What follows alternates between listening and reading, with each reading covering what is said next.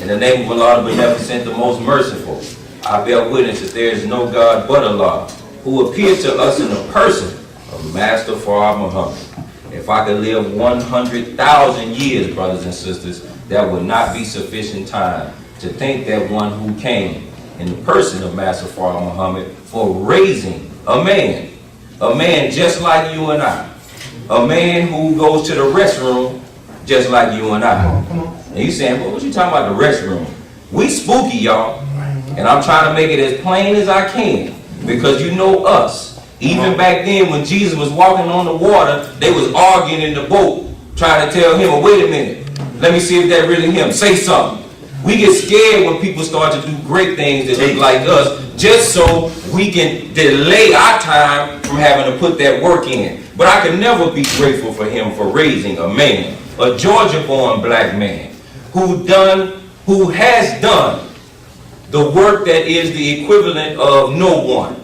A man that has took people who were absolutely dead. Y'all don't hear me? Come on. Dead. Have you ever resurrected a dead person? Have you ever tried?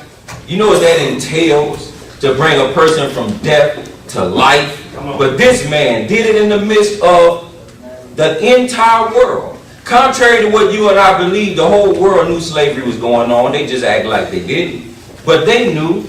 But this man in America, after being taught for 3.5 years, raised black people to the level that no person had ever seen before or had done before. That's right. And then not only did he do that, he left one in our midst. Right. A man that you and I can see today. A man that you and I have in our midst as the example of the two that came before. That's right. And that man is the Honorable Minister Louis Farrakhan. That's right. It is in their names, brothers and sisters, that I'd like to greet you in our nation's greeting words of peace and paradise of Assalamu alaikum. How's everybody feeling?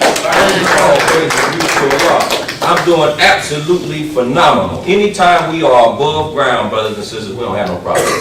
That's right. Because whatever we going through, we can deal with it because we on top of the ground. That's right. It's when we are under the ground that we really have some serious issues. But we can't deal with that because we're not here. But I want today, brothers and sisters, before I start, to thank the laborers and the laboring staff of Muhammad Mosque number 48, Brother Shaheed Muhammad, Sister Muhammad, Brother Julian Muhammad, and our Brother Captain Hakeem Muhammad for inviting me and hosting us this morning.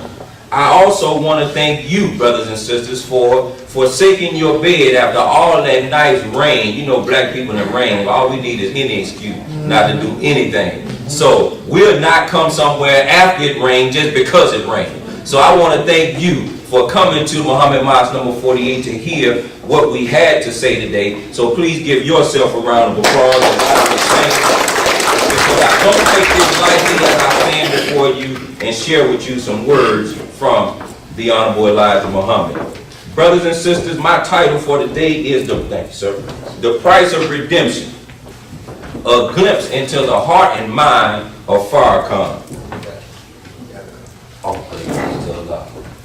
The price of redemption, a glimpse into the heart and mind of Farrakhan. The reason I chose this subject, brothers and sisters, is because no matter what it is that you and I are participating in or actively engaged in, we must understand one thing first.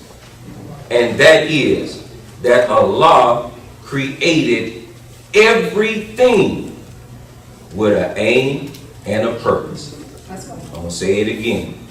Allah, everything He created it with an aim and a purpose.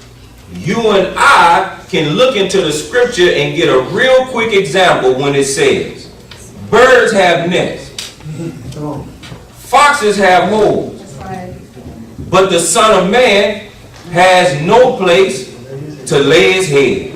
Well, wait a minute. If Allah created everything with an aim and a purpose, the birds have a nest because obviously they still intact and connected with their aim and purpose. Right. It's evident because they what? They have a nest. Right. The fox has holes. So it's evident that the fox is still connected and in tune with its aim and purpose. The proof is, as a whole.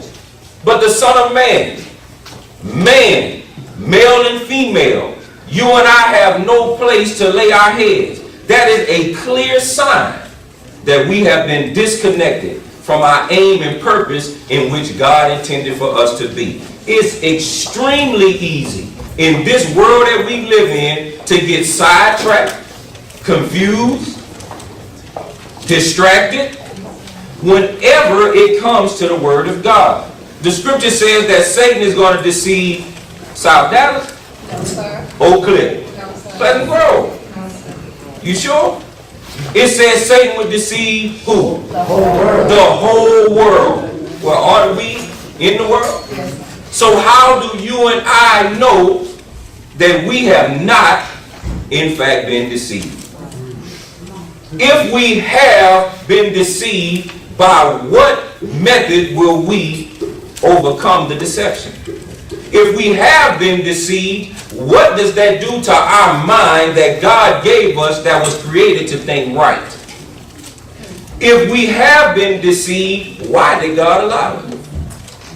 These are some questions that we're going to touch today in this lecture, inshallah, titled The Price of Redemption, because I want to submit to you today, brothers and sisters, that the answer to all of our problems have already been given to us. Yes, sir. The example of the execution and implementation of those answers to our problems is happening right in front of our eyes. But there's something about this disconnection between us and God that the world and its pull is keeping us down. Yes, sir. We can't keep a marriage together. The man won't stay in the home. The woman is left to carry all of the weight. I didn't say some of the weight. All of the weight for years. Yes, sir. How is this continuing to happen? If I ask everybody in the room right now, what's the number one cause of divorce? Y'all yell out your answer, whatever it is. Finance. Anybody else? Adultery. Adultery. Adultery. Anybody else? Religion. Money again. Now you notice how money came up twice? Because y'all already know. That's the issue, right? But I have a question for you. How long, how many generations have that been the number one cause of divorce? That's true. You see my point? If I'm seeking to be married, and for 50 years, the number one cause of divorce have been finances, don't you think it would behoove me to kind of study what I need to do to not fall in? Right. Since it's been going on for 50 years, since I can see 50 years worth of dissatisfaction and results of that situation, you would think that I would get in my mind, let me at least try to see what this thing is all about. Now I might fall into that same statistic, but at least I need to try, right? Yes, sir. Black people in America don't know that they don't know. Y'all hear what I said? Yes, sir. We are deceived and don't even know that we're deceived. That's right. We believe that we are in God, of God, with God, and whatever else you want to add on to it. And we'll argue you down to prove our point. So today, brothers and sisters, I want to kind of give us a little wake-up call. Everybody all right? Yes, sir. Y'all loosen up. Y'all don't have to be Yes, so sir. tense. Let me thank the speakers that came before me. I believe it was Brother Hakeem, Brother Tyrone, and whoever else opened up in prayer before me. When you come up here to talk to God's people, it's serious. Yes, sir. That's why they kept looking back at that door like, where he at? Where he at? Where? This is no joke. I don't care if you just saying the opening prayer. This not like when you praying at home by yourself. It's completely different. So I thank them for coming before me. I want to read a letter that the Honorable Minister Louis Farrakhan wrote to us in our study guide that deals with the price of redemption. Because a lot of times we have a hard time finding and seeing the value of ourselves. Of course we know why. We were completely and utterly destroyed. Yes. We have low self-esteem. And you know, when You hear those words, low self-esteem, most of the time, everybody always think about who? The sisters or the woman. Well, I'm telling you, Lord have mercy. We have lots of men with low self-esteem. It's not just the women. So, the Honorable Minister Louis Farrakhan right off said something in this letter to us before the study guide that is going to heal that mindset. It's going to cure, just a few words, it's going to cure the hate that we have for ourselves. Yes, he wrote this letter as a result of Mosque Mariam being rededicated. Right. So we had just got the mosque back. He wanted to rededicate Mosque Mariam in Chicago, and so he set a date out of October. That's right. And in the beginning, when he set that date out in October, he was comfortable with the timeline that he had. As October approached, he realized not only was the construction behind, Right. but the human beings that was going to be occupying that building were behind too. He didn't see the spirit of his father like he would have liked to see it in those who say they believe.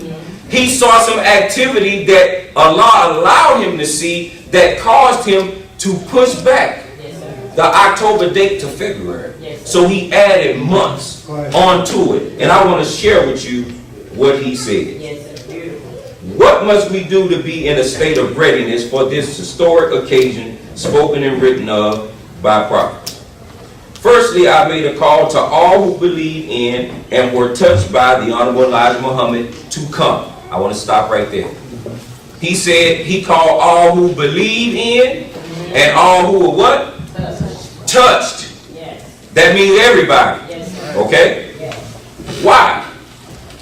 No matter what our sins have been, the Holy Quran teaches us that Allah forgives sin altogether. Did y'all hear me? Yes, sir. And that you, as well as I, want the blessings of the forgiveness of Allah for whatever we have done to offend Him, His teachings, ourselves, and one another. He said no matter what the sin is. So I want to submit to you today, brothers and sisters, if you're hating yourself, if you have low self-esteem, Come on now. if you feel like you're 10, 15, 20 years behind where you should be in life based on goals that you set, Come on. understand that there's a power bigger than you and I Yes, sir. that has a heart of forgiveness that wants us to be successful. Right. See, Negroes hold grudges. That's right. Niggas will never let you forget what you Come did. on now. That's not God. Y'all hearing what I'm saying? Don't confuse the people you're associating with daily with the God you are serving eternally. When you do that, all praise be to Allah. When you do that, you strip yourself of the love of God, you strip yourself of the opportunity to become whole, and you strip yourself of entertaining the very thoughts that He desires for you and I to have. All because we're misplacing the power of God Yes. with the people that we see in every day. Yes. Now, I'm saying it easy, but that's very difficult to do. But listen to what the Honorable Minister Louis Farrakhan said. It is written in the Holy Quran that the believers seek the forgiveness of Allah and seek His mercy. Allah says of Himself, He is oft returning to mercy, the forgiving. All praise is due to Allah for these qualities. Were it not for these qualities, we would have no chance to see the hereafter. Every surah in the Holy Quran begins with, in the name of Allah. What? The beneficent, the merciful. Why is mercy so important? Because if you're going to redeem a people that's dead, Come on now. they're going to try you. That's right. If you're going to try to redeem a people that has been thoroughly destroyed by their open enemy, they are not they're not in shape or capable to recognize who and what the help looks like. That's right. So think about when you were growing up and somebody robbed the store. You didn't have to think about when you were growing up, think about now. Whenever the police or the authorities are seeking to capture the criminal, they give a description. Is that right? They give height, 6'2", black, t-shirt, bandana, whatever. But They give us these descriptions so that when we engage in life, we got something to work off of, to be alert, to be on the lookout for the criminal. Yes, sir. The scripture says he came to his own, but his own what? Why didn't they receive him? Because nobody had taught them what he looks like. Nobody had taught them what he would be doing, his functions. Nobody shared with these people that's been destroyed That's right. what the man would even sound like. So, in this redemptive work, the minister knows that we're going to use that excuse that, oh, I can't redeem nobody because I just left the club, sir, before I came in here. Oh, I drink, I smoke, I fornicate, I commit adultery, I'm gay, I'm bi, I'm whatever. See, these are all excuses that you can read from Genesis to Revelation. What did Moses tell God? I can't talk. What did God tell him? Who made your mouth? That's right. Noah. Hey, God, you know, sometimes I grab that Patron bottle and turn up a little bit, God. I don't know about this. That's right. This is the 2017 version. They didn't have Patron. They might, we don't know. But the flaws of the prophets and messengers, you and I have been taught to believe they didn't have none. That's right. That's right. That is so not true. If we all born in sin and shaped in iniquity, Right. okay. That means we got flaws. That's right. That means we fall short sometimes. But understand that as I go through this lecture, I'm talking about us, the flaw. I'm talking about us, those who striving to be right. Is that right? So nobody is exempt from what I'm saying when I'm talking about the price of redemption. Because if you don't want to redeem nobody else, you still need to know how to be a redeemer because you got to redeem yourself. So, all right, let's get into it all. There are 5 steps that the Honorable Minister Louis Farrakhan said that we must take in order to put ourselves in the position to be forgiven for our sins. 5 steps. So I'm going to write them down because I want you to see them all, and then we're going to discuss them in detail because these are things that benefit you, me. Nothing I'm getting ready to write down, if you do it or I do it, somebody else will benefit directly from it. Okay. First thing is prayer. Next, he said, is fasting. Then, he was clear, not just to say fasting, but for redemptive purposes, he specifically stated the dietary law of 1 meal a day. Yes, sir. So, everybody all right? Yes, sir. 1 meal a day. If you just not hearing about 1 meal a day and you think you'll die if you do that, you won't. Everybody, just most of the people around you are already partaking in that, so just be fine. Don't pretend like you got to use the restroom. Lord, they crazy. Not the case, just be fine. Charity, he didn't just leave charity, he added Yes, sir. and sacrifice. I'm going to circle this one. Lord have mercy, we're going to stay on that one for a minute. And lastly, he put work. Okay, so take a look at those 5 things, brothers and sisters.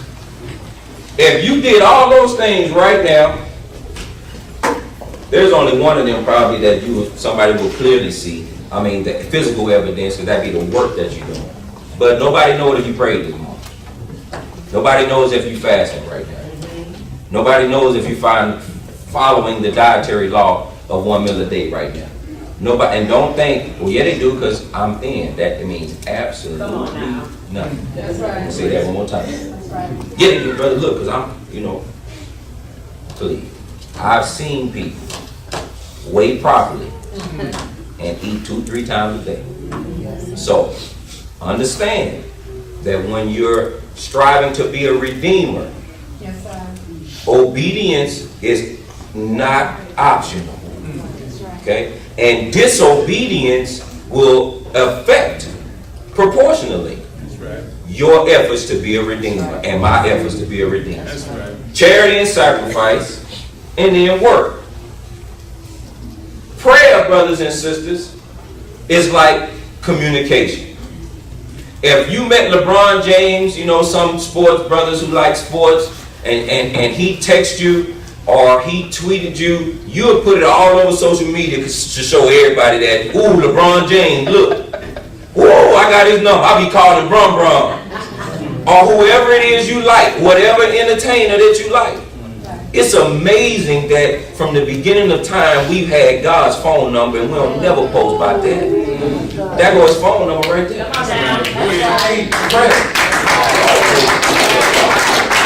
Prayer. This is how God knows that we still with him.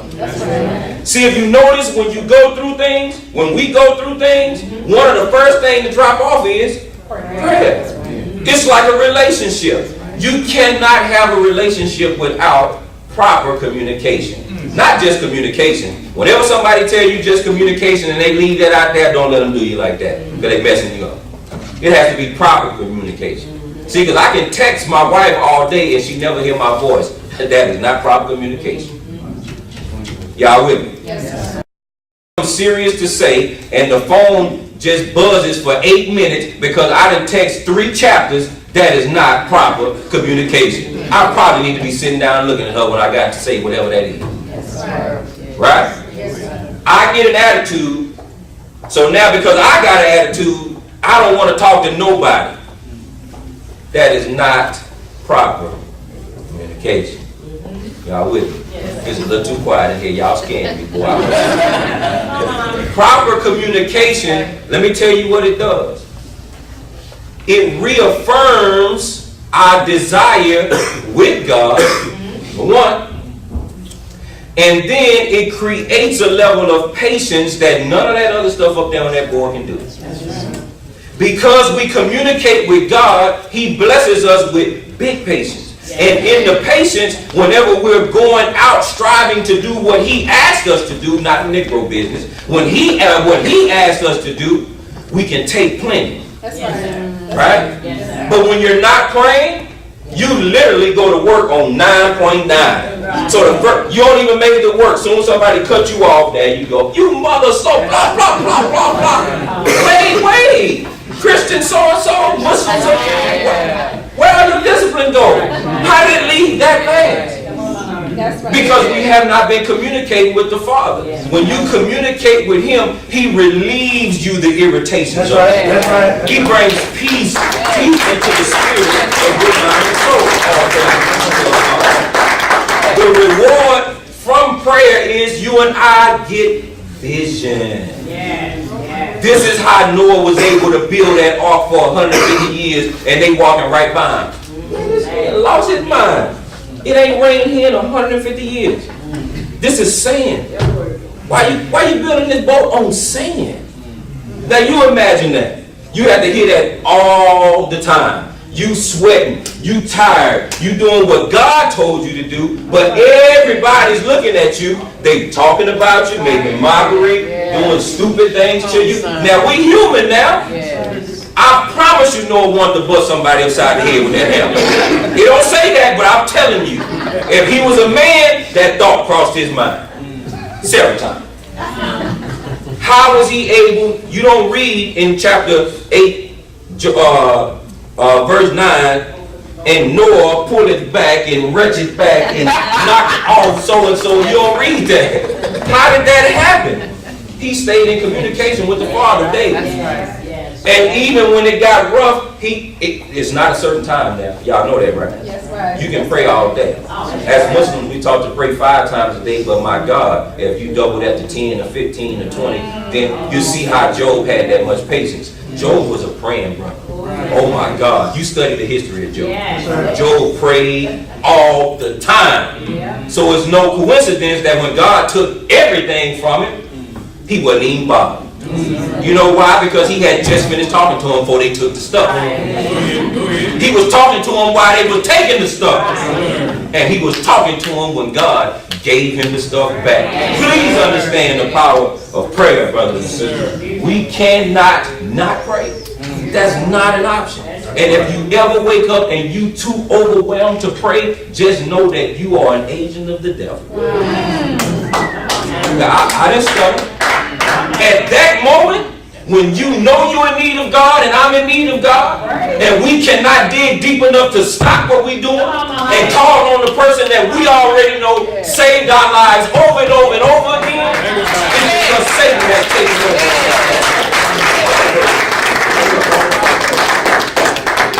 And that's a sign. Yes. That's why in church you always see they got prayer partners, prayer warriors. Get together and pray. You know why? Because sometimes you don't want to. But it's hard when somebody, sister, so I'm outside. What? Or your phone ringing. It's time to pray. It's value in that. That's right. Because if you think you can do it all by yourself, shame on you. That's not how this works. Fasting.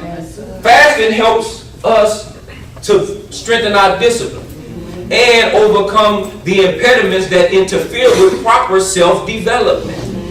But here's another thing fasting does that I want to share with you. Fasting helps you and I delay gratification. Fasting, if done in the right spirit, will help you and I become masters of ourselves. That's right. Y'all didn't hear me. Y'all didn't hear what I said. That's right. That's right. Say it again. Fasting will help done in the right spirit. Not because you mad. Not because you're in a situation where you can't eat, and because you can't eat anyway, you just, boy, I'm fasting. And y'all laughing, but I'm telling you, we got some sick thoughts that pop up in our mind. When you and I know how to delay gratification and become masters of it, Yes, sir. Jesus gives us the perfect picture in the scripture when it says, the devil took Jesus on an exceedingly high mountain. Yeah, come on. If a mountain is high, that means it's probably going to take a long time to get there. They didn't have planes back then. But check this out, back up. The devil took him. Jesus went. Jesus was not tripping. Because Jesus had mastered fasting. You read about it, right? 40 days, 40 nights. If we go 4 hours, some of us start shaking. Lord, give me some, a honey bun, brothers, to grab me something, right? 40 days, 40 nights. Because he mastered. Yes. He was able to delay gratification of his own self. He walked with the devil all the way up to the mountain. Then when they got up there, he listened to the devil give his business pitch real quick. You see all these sitting? That's right. I'll make you ruler over all these. Jesus wasn't tripping. Jesus up there looking.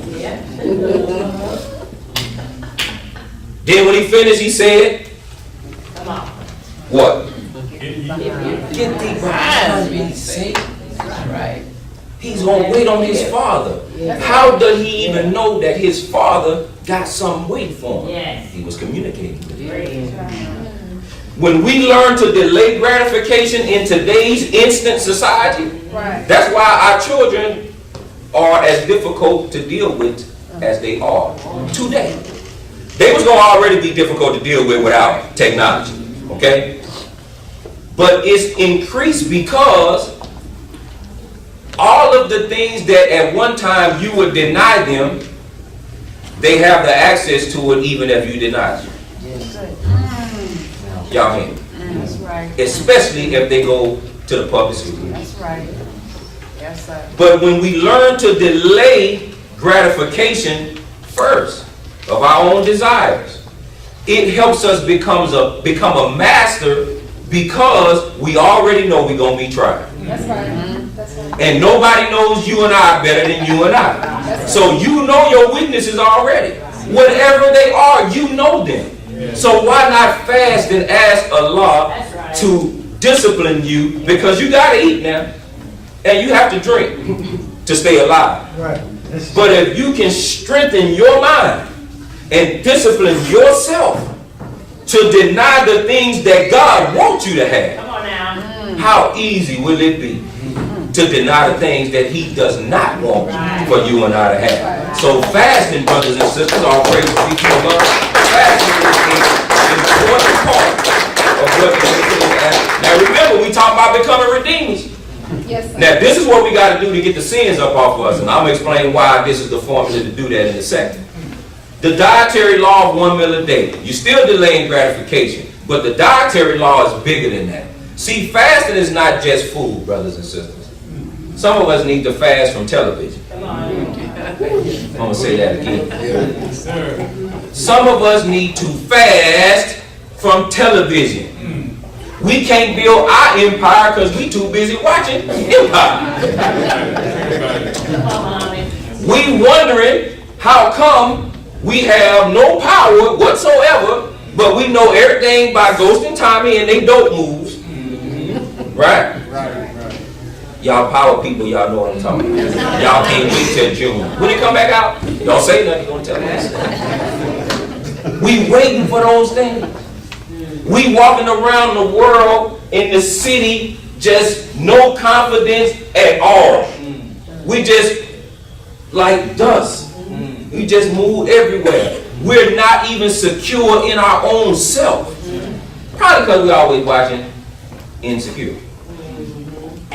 We need to fast from TV. That's right.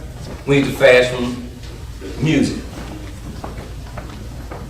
If you and I lend our mind to music, just research tomorrow. Take 20 minutes out of your day and research the effect that music has on the brain. You ever notice in kindergarten everything rhymes? A, B, C, D, E, F, G. Why didn't it stop it? Why didn't it say A, B, C, D, F? Why didn't it do it like that? Why the rhyme? There's something about rhythmic patterns and the frequency of the brain, which is why at the drop of a dime, you can recall just about any song you ever heard. Now you might chop it up a little bit, you know, try to not say the words and mix them all together like Kevin Durant when he had to say equivalent, you know. But then when you know it, you get back real strong and be loud. But my point is, it's easier to remember because of the rhythmic patterns. Your brain and our brain only remembers two things: joy and pain. That's it. You don't remember the basic times in your life. You remember those times when you were happy. You remember them times when you were sad. So when you're teaching a child, the Honorable Minister Louis Farrakhan says that education is 1/4 information, but 3/4 encouragement. Well, what does that mean? That means if you're not excited and you're not animated and you don't have examples, no math on what you're talking about, people probably gonna forget that. That's why you and I don't know too much about history, because all the people were white. We couldn't relate. That's right. And if we took that class, we cheated. We copied. We did whatever we had to do, but it didn't resonate with us. Right? So it's important for us to understand that this dietary law that we follow is going to reactivate our minds. Because it's been silenced with all the swine for 310 years. And after. So, that dietary law of 1 meal a day, let me show you real quick and then I'll go to charity because I got to move on. In How to Eat to Live, book 1, page 6, the Honorable Elijah Muhammad gave an example of a man with rye bread.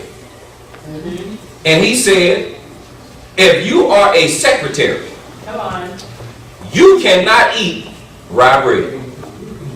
He said, rye bread is for the construction worker.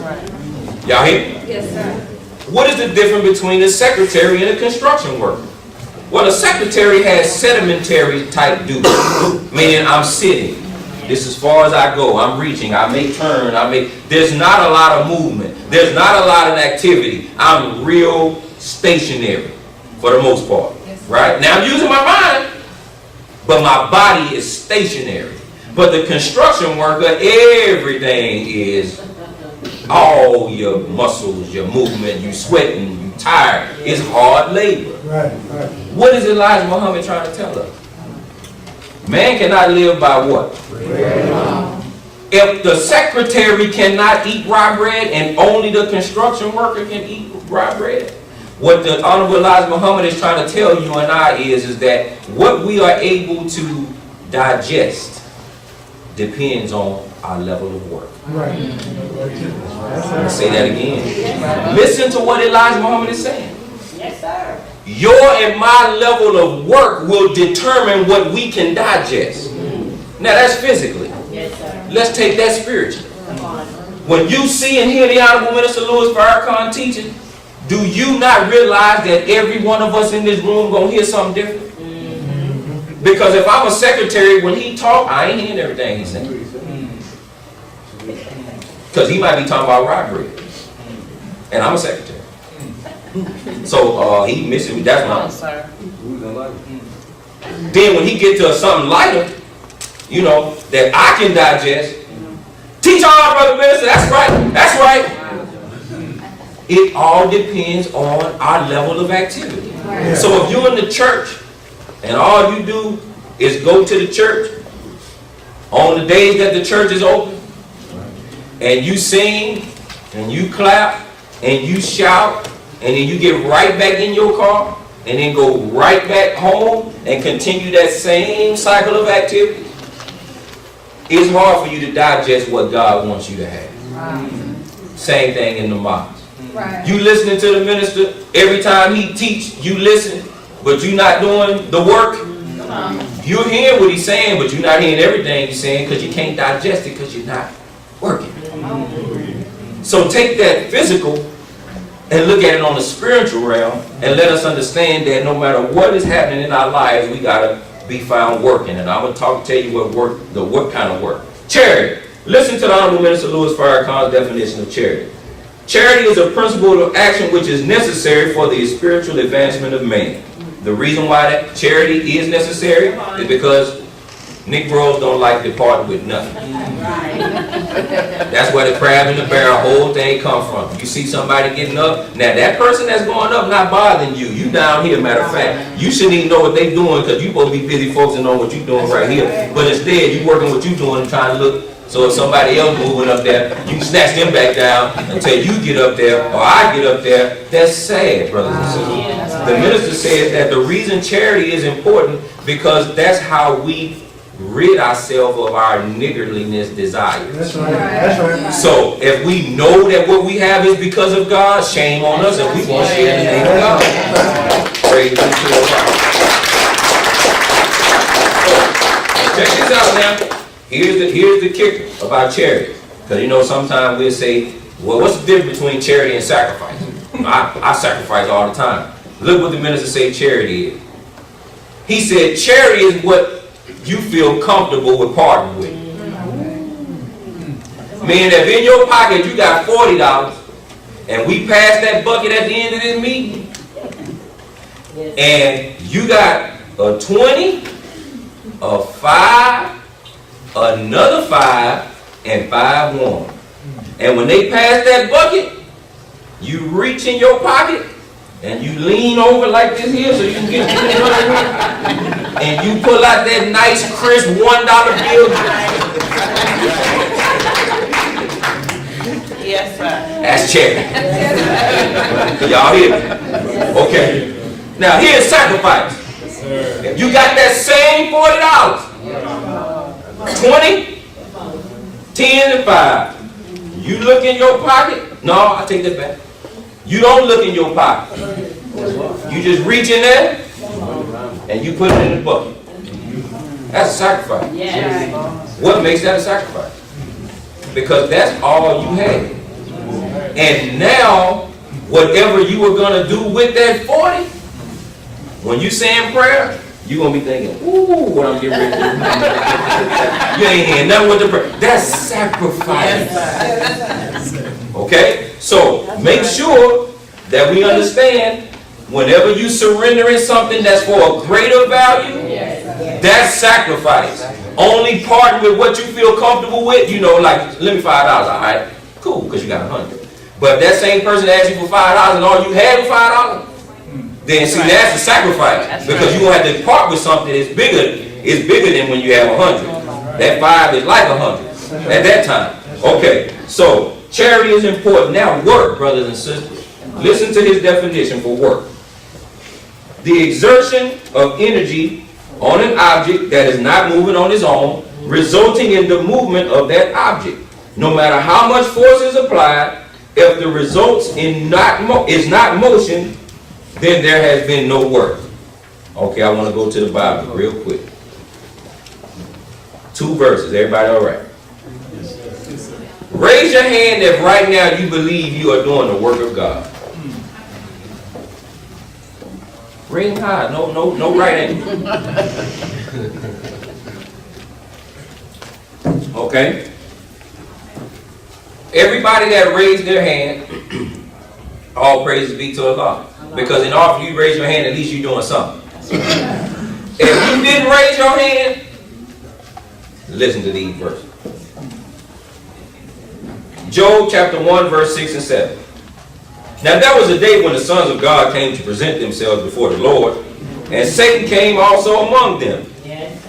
And the Lord said unto Satan, Whence comest thou? And Satan answered the Lord and said, Come on. I came from going to and fro in the earth and walking up and down. What's up? Okay, praise be to the Lord. To and fro, up and down. To and fro, up and down. That's what he said, right? Okay. Then in Luke chapter 46, verse 48, it says, And why call ye me, this is Jesus, Lord, Lord, and do not the things which I say? These people were doing what they thought was the work of the Lord. Y'all with me? Yes, sir. Okay, they were doing the work. They came to him saying, Did you see what I was doing? He's telling them in that particular verse, Flee from me, ye that work iniquity. I know you not. So how is it that these people who thought they were doing the work of Jesus ended up not doing the work of Jesus? They really thought they was doing it because they went to Jesus and told him, look what I'm doing. Right. And he had to tell them, that what you doing? I work. Whosoever come to me and heareth my sayings and doeth them, I will shew you unto him what he is like. So here's the 2 examples that Jesus is giving. He is like a man that built a house and dig deep and laid the foundation on a rock. And when the flood arose, the stream beat vehemently upon that house and could not shake it, for it was founded upon a rock. So basically, this is the person that is hearing the word, doing the word. They are rooted. The foundation has been laid. So when the flood comes, the trials, their house is still in order. All right? But he that heareth and doeth not. Now notice both of them heard now. Both of them heard. But only one of them decided to do. It's like a man without a foundation built a house upon the earth against which the stream did beat vehemently, and immediately it fell. And the ruin of that house was great. I wanted to read that to us because remember, we're trying to redeem ourselves first and our people. But it's important that we know how to redeem ourselves first, but not to be deceived when we get to the work part. Because remember, everything above work, don't nobody know you doing that. Work is the first time where we get to see what you really buy, what we really made of. Okay? So, we at war, brothers and sisters. I need y'all to wake up on this part. We are at war. When you at war, the way you work is different. If somebody's shooting at you, that's when you run at your record speed. Because them bullets coming. And when somebody get hit that's right by you, you even run faster. You don't even know how you running that fast. You hopping gates that you couldn't even climb yesterday. Now you just, I'm talking about clearing them bad boys. When you don't feel threatened and you don't know or realize that you are at war, you behave differently. That's right. Our problem is we don't even know who our enemy is anymore. White people can smile at us. Black people can smile at us and do us wrong, and we think that, oh, they're nice. They're you know, they're good people. All right. All I know is a snake is a snake. But some of them are nice. I don't care. I ain't got to be around them because there's a snake. What if the nice snake decides to become mean? How about I don't give him a chance to have that opportunity for me at all? How about that one? Okay. There's 3 stages of revolution, brothers and sisters. Jesus was a revolutionary. And I want to go through these 3 stages, and then we're going to wrap up with the Honorable Minister Louis Farrakhan. Number 1, ideological resistance. That's the first stage of a revolution. Now, revolution is going on in my life, in your life, in the lives of our people, and all over the world. I'm going to tell you again, we are at war. From the beginning of God himself, the originator of the heavens and the earth, when them 2 atoms sparks, that's war. Please understand. We are constantly at war. War with ourselves, war with this world, war with other people. We are always in the state of war. Now, you can not want to be in the state of war if you want to. Let me show you what not wanting to be in the state of war looks like. Did you see the video of that sister that Korean beat up in North Carolina when he threw her down to the ground when they thought she was stealing $3.99 eyelashes? Did you see that? Okay, let me tell you what a person who don't know they at war look like. They go to the store and they tell the owner of the store, I need you to leave black women alone.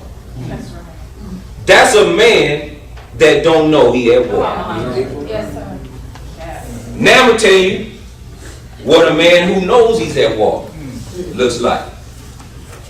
He gets to the store, he has no words. Because the Korean didn't have no words. That's right. He gets to the store and he began to work. Not work for the Korean, work with these hands on the Korean. Now some of y'all get scared when I say that. But that's the reason why we can't get out the shape that we're in right now. Because nobody want to fight. Everybody wants to come to the world. Nobody want to make that ultimate sacrifice. That's why we still struggle. I promise you, had that been any female member of my family, I'd be in prison right now. Yeah. That's when you know you at war. See, God did away with domestic violence eons ago. He gave every woman a man and every daughter a daddy. No domestic violence. That's right. But when you let the white man make a punk out of you, brother, That's right. then you'll let your woman be abused. You will be afraid to go to her aid because you're thinking about your own life instead of the life that God is going to hold you responsible for. Please hear me, brother.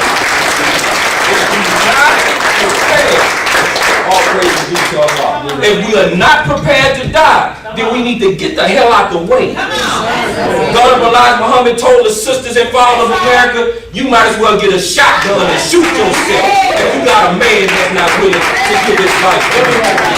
All praise to Jesus. There's no reason that Korean's supposed to be walking after that day. He's supposed to be laying up in somebody's hospital in an ICU a day. Now, oh my God, y'all Muslims, y'all violent, y'all. Don't the Bible say an eye for an eye? That's right. And a tooth for a tooth? And a what? See, when you live that law, people don't mess with you.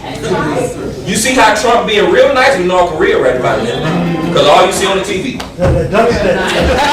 You see about 8 millions of them. That's right. They could lose all them people in war. They got more people over there. Just in they war than we got over here. Then they showing you them bombs. They walking right by them bombs. You see it on the little thing? So Trump sitting back going, oh. Know about that one. That's how the world would look at our women if every time somebody put their hands on them, we go and handle our business. So what if a brother go to jail? Man, look, money order, money order, money order. Look, for that, I'm sorry, some of y'all don't know prison language. Let me tell you that. Money orders is the choice. when you want to put some money on somebody's book.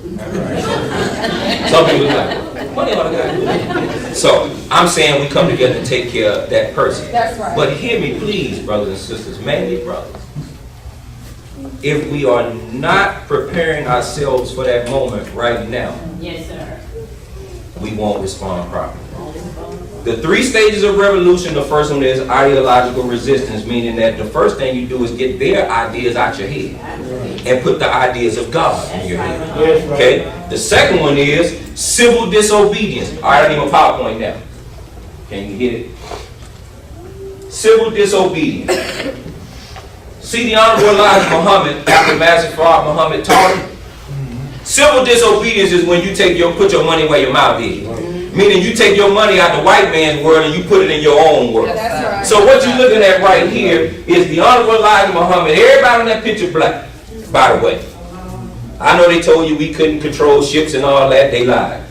All of the fish that you see in there, the Nation of Islam was the #1 importer of Peruvian fish in the world. So those boxes that you see right here, the G&H whiting, were our fish. That's right. There was no white person involved in this whatsoever. Right. That's civil disobedience. Next slide. Praise be to God. Now you see, we had our own meat department. Our beef breaking, lamb packing, eggs, food, everything you see there. It was just us. That's Are right. y'all hearing me? This is a man that is at war and knows he's at war.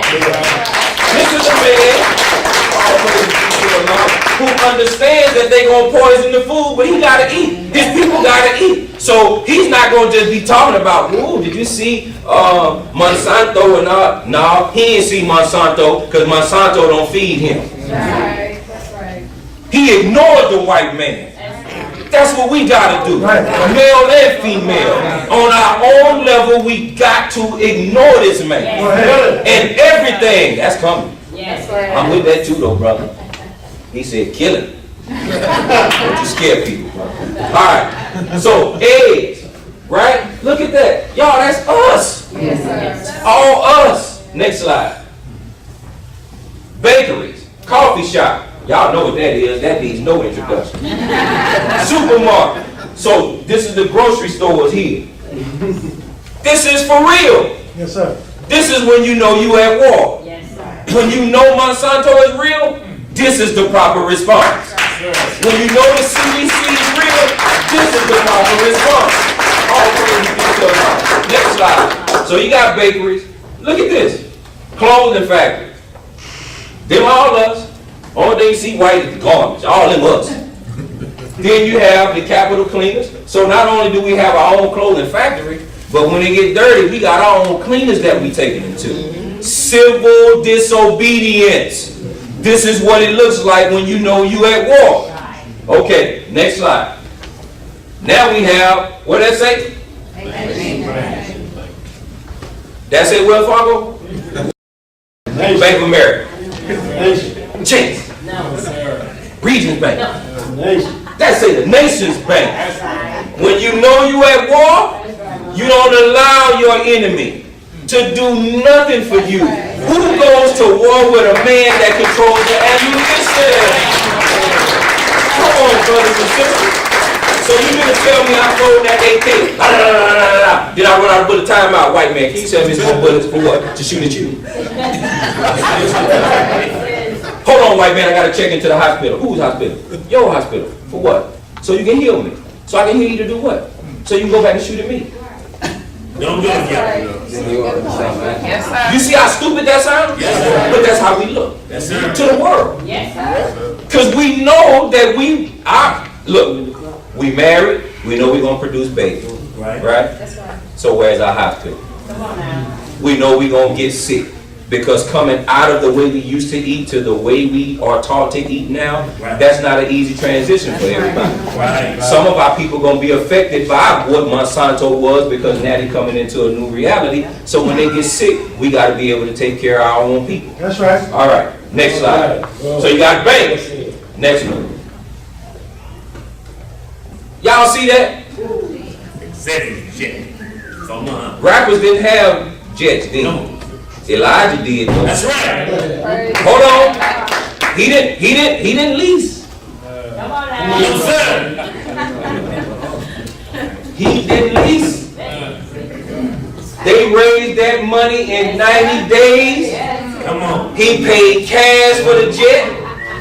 Now remember, we're going to talk about work in a minute.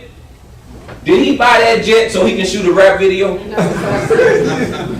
Y'all sure? Why do you think he bought that jet? Do the work. The first slide you saw was Peruvian fish. Peruvian? Peru? He had to fly there. Or fly somebody there. Remember, a man who knows he's at war, he cuts the enemy out every single chance. So he said, I ain't gonna fly on this plane. I'm gonna go get my own plane. I'm gonna fly straight there. Yes, sir. See? All right. So that's the second stage of a revolution. Now, you got the ideas. You threw the white man's ideas away. You coming back to Jesus the way it's supposed to be, because Jesus was definitely on point. Yes, sir. White people just got a hold of his word and messed it all up. That's why you can read Matthew, Mark, Luke, and John, and one of them saw 50, one of them saw 100, another one saw 300, another one didn't see nobody. But that's why it's messed up, because they messing with it. Civil disobedience is second. Now, here's the last one. Direct physical resistance. This is the last resort. It should be avoided and delayed as long as possible. Come on. It should only be invoked after all other options have been thoroughly exhausted. Did y'all hear me? Yes, sir. Because Allah hates the aggressor. Yes, sir. So physical confrontation is the last one, and it should not even be considered unless there is no other option. And let me show you what that option looked like. Come on Come now. on. Y'all hear this word today from Jesus. I'm live and humble. Y'all all get hyped. Y'all all run to the bank. Y'all all take out y'all retirement. Y'all all go buy 20 acres of land. Y'all sell the house that you living in. All of y'all build houses on this land that y'all just bought. Y'all find somebody to farm on that land you just bought. You develop that land. Now you got your own city, Nation of Islam city. I'm just making this up, just follow me. Nation of Islam city. You got your own tractors. You got all this stuff that you just saw. You don't depend on nobody outside your city but God himself. Now, you minding your business. You over there building your city. God has blessed you with success. And the white man starts passing laws. Or starts bothering you Encroaching on your land. in your city. Yes, sir. At that point, Holds of God. Go ahead. when they physically attack, Come on, Muhammad. the Quran orders us Yes, sir. to fight with those who fight with you. But I'm telling you, go back to when the Honorable Minister Louis Farrakhan was in Boston, and when he was in Morgan State. He ended his lecture in Morgan State telling America, y'all gonna give justice by us or we gonna tear the whole country up. That's what he Yes, said. sir. But look at how he said it. You gonna give us justice. See? Teach that justice away. So when we apply the teachings of Elijah Muhammad, Yes. that's what it looks like.